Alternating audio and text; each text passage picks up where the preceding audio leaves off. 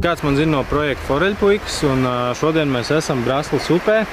Mums pēc Latvijas čempionāta bija tādas mini sacensības, kur mēs satikāmies ar sportistiem, pamakšķerējām, iemetām katrs pa 10 eiro un sadalījām balvu fondu.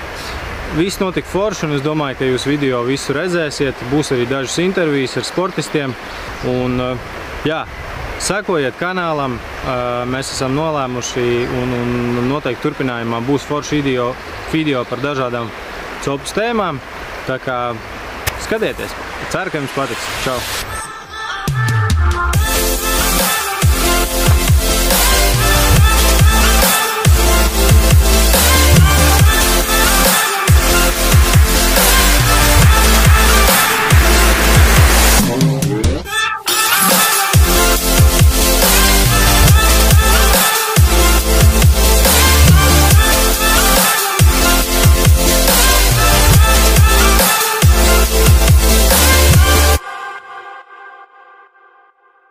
Tas ir ģirds, makšķerēšana, spinningošana no krasta, disciplīnas atbildīgais. Jā.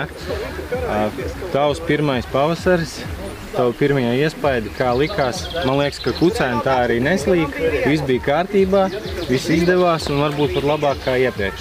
Ko tu tā īsti? Jā, visu darījām ātrumā, visu tur riktējāmies, jo laika nebija daudz.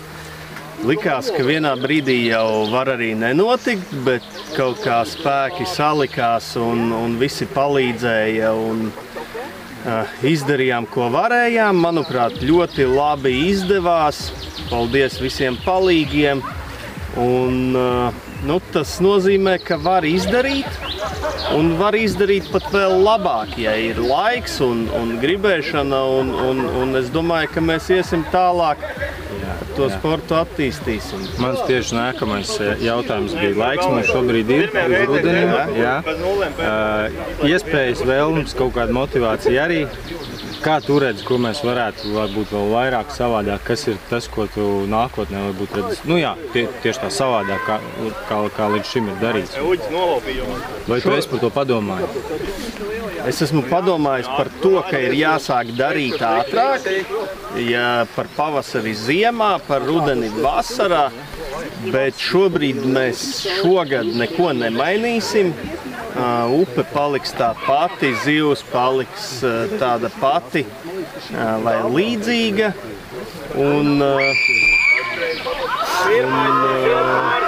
Baudīsim atrakcijas. Tas, ko es ceru, ka uz rudenī pienāks vēl pāris komandas klāt, lai konkurence ir lielāka. Mēs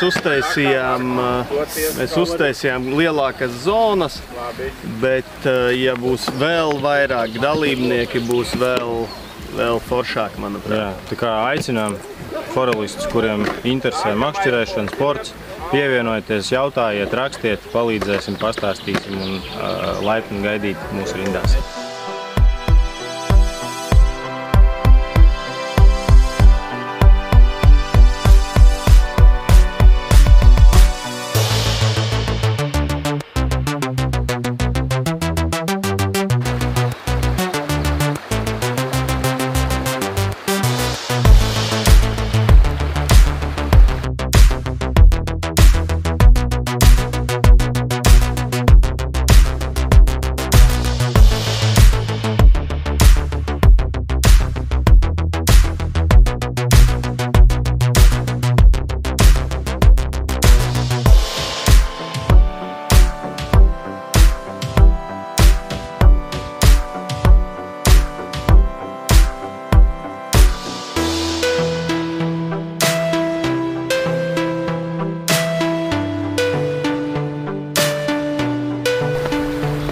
Nu, ko tu tad kādu figūru sataisīji?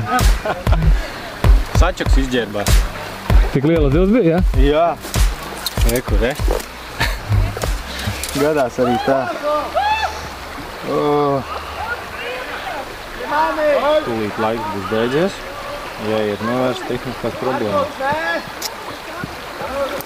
Zivs ķerās. O, baltā vai te pacēlē. Op. Redzēji? Redzēji. Šitai man paši Latvijā, ka viņi bija tālu, tad mēs sarunājamies, lai kaut kas savu nodīt.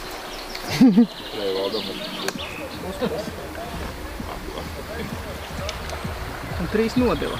Kārlis Rudlāns Goldmans. Jā, Kārli. Neapdzen viņu. Rudolfs Eglē. Otto. Rudolfs Otto Eglē. Neapvainojies, ne? Jā, viņu vienmēr ar 2 T rakstu, viņš man ir 1 T. Jā. Nu, ģir tev pēdējā izvēle. Vienkāršākais, jā. Krietni daudz to sektori.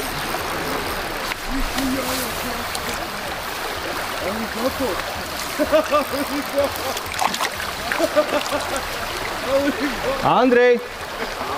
Ir!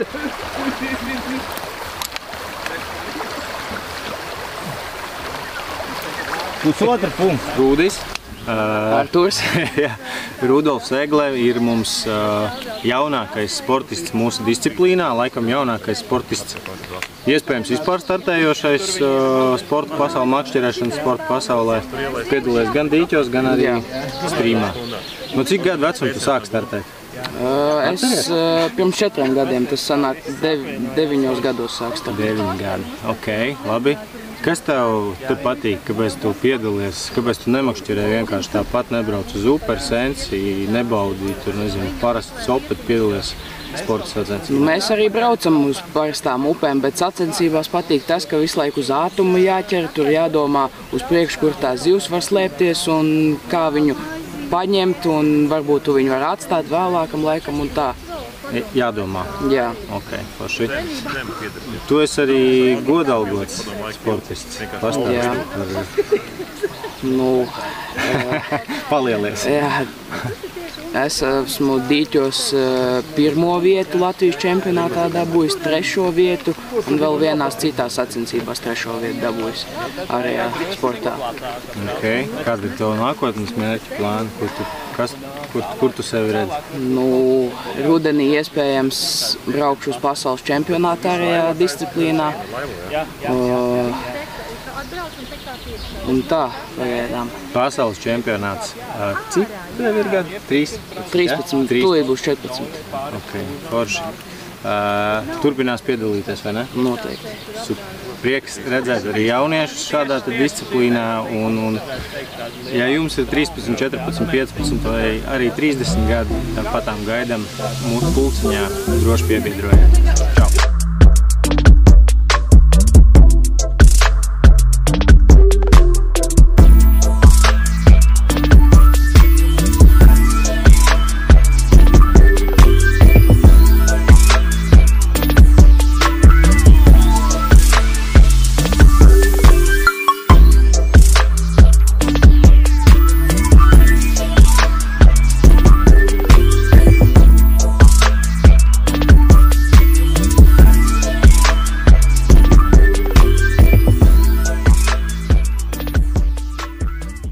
Es nezinu, vai ir kāds makšķernieks Latvijā, kurš nezina šo seju.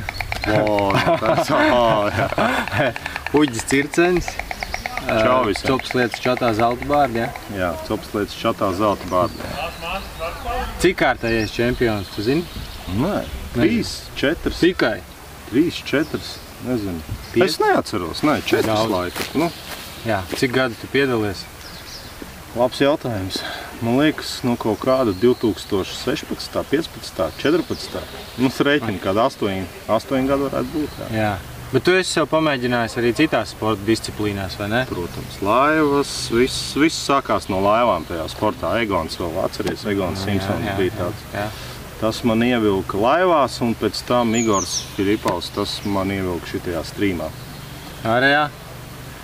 Ārējā, es pat nezinu, kaut kā sanāca, zin kā foreles krass, nu tad ja jau dīķi čemps, tad dīķi čemps. Foreli ir, tad jau jāķer. Ok, bet šī ir tava mīļākā disciplīna? Nu, protams, jā. Okay. Šitais esmu palicis ļoti uzticīgs, nu tā, ka tiešām laivā man negribās vairs. Dīķos šādi tad, zin kā, tā kā mums tās sacensības ir pamaz, tad dīķos vienkārši tu ej piedalies, lai kaut kādu roku piesists, tomēr tas azarts ir, jo nekur citur kā sacensībās tu to pieredzi nevar gūt. Tu vari braukt daudz uz foreļu upēm, makšķerēt, bet, sacensības pavisam savādāk. Tu pats zini, tās zivis sastājās savādāk, un tas ir. Jā. Par pasauli. Es biju pirmo reizi, tu esi bijis vairākas reizes. Kas tur ir savādāk? Ieskicē vienkārši, kā tas izskatās. Pirmām kārtām jau ir tas, ka ir kaut kādas 14-16 valstis, un uz viņām brauc labākie tās valstis makšķernieki, jo viņiem tāpat notiek sacensības, ir reitingi, atlases, un tur aizbrauc labākie. Jā. Un, protams, ka tu sastopies ar labākajiem, tad tas ir pavisam savādāk. Un ir grūtāk un skaidrs, ka tur ir organizētas grupas, es pat teiktu, teiksim, itāļi, slovāki. Grupējumi, ja, viņi brauc pa 18, 20 cilvēkiem. Redzi, tajā pasaulē tas sportists ir viens, bet puse no uzvaras vienmēr ir runnerim. Ja, es pat teiktu, pat dažreiz daudz vairāk, jo tie kādi 70% tieši tas ir tas runneris, kas pasaka sportistam priekšā, kuri jāiet, kuri brīvs, un tās ir tās tavas acis, kuras tev ir aizmugurē. Ja? Un bez laba runnera, lai cik tu labi makšķerētu, tu vienkārši nespēji sasniegt to rezultātu labo. Tas nav iespējams. Ok, labi. Uģi, tu esi mūsu komandā, tu esi tas, kurš ir daudz maz atbildīgs par zivību. Es saprotu, ka nākotnē mums plānojās izmaiņas šajā jautājumā. Jā, mēs ļoti ceram, ka mēs nākotnē tiksim pie strautu forelēm.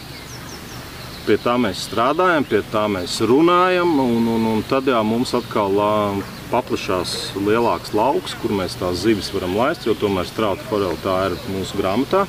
Tas nozīmē, ka mēs varam arī oficiāli viņu varam laist iekšā daudzās citās papildināt upju resursus. Un tieši tā, un tas pats galvenais jau, kad es sportistiem tā strauteni tur paliek, tajā upē tās strautenes ir, un viņas nevar tā atbraukt paķert čaļā ar pludiņiem, kā pēc tam var vīkstens. Kukurūziņi, Jā, tā nevar gluži. Ok, forši. Vēl pēdējais jautājums. Mēs tā kā visi makšķerējam, ķeram, mākam noķert, zinām, kā noķert, izmantojam tos pašus mānekļus, tādas pašas makšķeres ar spolēm, bet kā tev pašam liekas, ko tu darīji savādāk kā pārējie Latvijas sports? Es īsti redzīju, baigi savādāk es neko nedaru. Es varbūt tos sektorus izvēlos savādākus, es bišķi mainu vairāk tās pozīcijas, kur tu iemet, ja? Bet nāk jau mums jauna klāt, ja, tepat rekuraiz muguras arī Kārlīts, ja tu redzēji, kā viņš šodien, mums ir tāds maziņš treniņu mačs, kā viņš nesājās, un es domāju, viņš ir pirmais šodien, pēc šitiem iegājieniem. Viņš saskrēja, ir tas azarts jānoķer, tev jāsajūt tā zivs, kur ir, un tev ir jāmāk iedot atpūsties kaut vai tās 10 sekundes. Tu nedrīkst visu laiku, mest vienā vietā, tev visu laiku ir, tās sektori jāmaina. Protams, kad arī tu vari aprēķināt kaut kādus sektorus, kurus tu vari atstāt vēlāk. Tāda matemātika, šahiņš ir bišķiņa. Respektīvi, tu diezgan daudz domā līdzi, nevis tikai ķer makšķerē, bet arī protams, tev jādomā līdzi, loģiski, jo tu redzi, tas arī labs piemērs. Tu apmēram, kad tu izlozējies ar kaut kādiem sportistiem zonā, tu zini, ar ko tu izlozējies, un jo tu viņu labāk pazīsti, jo tu labāk zini, kur viņš aizies, kur viņš ķers, un tad tu sāc būvēt to savu schēmiņu pavisam savādāk. Izlozē ir nozīmes tev? Nē, gluži es tā neteiktu. Tas viss ir atkarīgs no upes. Parasti Latvijā tā izloze īstenībā daudz maz tomēr savas korekcijas ieliek. Teiksim, ja tā zivs saiet kaut kādos sektoros vairāk, te tos saucam pa akvārijiem, protams, kad ir grūtāk tev, tu visu laiku esi zem, tu nevari salasīt gribot, tik daudz tās zivis. Vienmēr ir tie traknie sektori vairāk.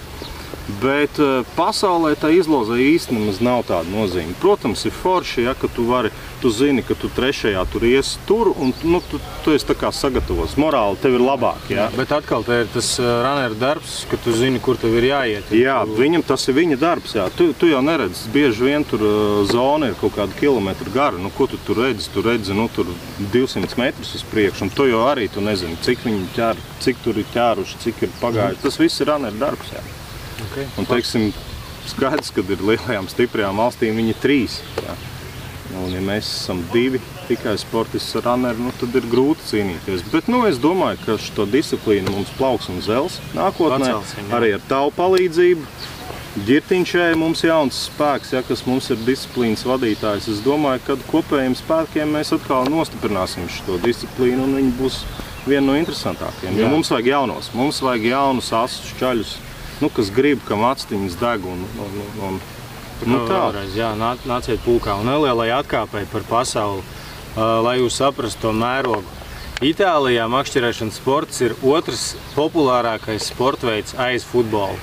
Ne boks, ne, es nezinu, kas tur volejbols, hokejs, nekas, makšķerēšana, numur 2. Slovākijā, lai tu tiktu uz pasaules čempionātu, tev ir jāatlasās 10, man liekas. Bet 3 klases, jā, 3 sērijas. 3 sērijas, jā, viņiem ir tie klubi saucamie, jā. Tas tāpat kā arī Feeders ir sācis, viņiem ir tie 2 klubi Latvijā. Ka viens ir tas stiprais, ja tu nostartē švakāk, tad tu ej atkal uz otru klubu, ja? Krīt lejā un tā visu laiku, nu tu to azartu turi un tam sportistam ir visu laiku, nu viņš nedrīkst atlaist, tev visu laiku jāiet uz priekšu, jādomā ir un.